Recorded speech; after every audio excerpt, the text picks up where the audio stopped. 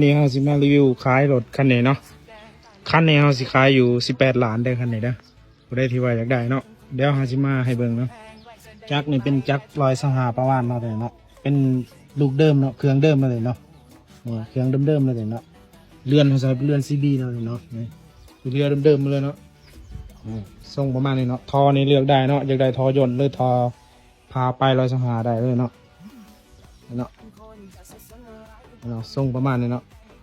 รุ่นนี้เป็นรุ่นสตาร์ทมือได้แต่ไหนเด้อรุ่นสตาร์ทมือเนาะแบบนี้ทรงประมาณนี้เนาะดุมยอเขาใส่ไปดุมยอไทยเนาะเดี๋ยวเขาติปให้เบิ่งเนาะใช่ว่ากระแจ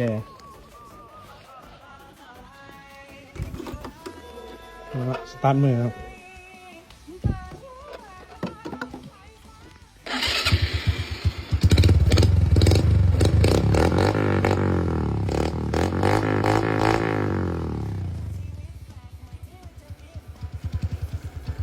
เนาะเครื่องเดิมๆเนาะบ่ดังบ่ควันเนาะเครื่องเนาะ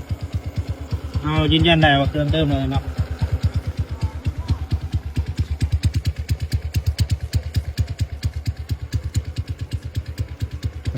อันนี้คือเขาสีน้ำซื้อเนาะเขาบ่ได้ใส่แผบใส่ยังเนาะสีขี้ต้มเอาสีเนาะเพราะว่าขี้ดินทางแดงเนาะเป็นทางแดงเนาะเนี่ยบ้านนี้เนาะเครื่องเดิมๆนั่นเลยเนาะ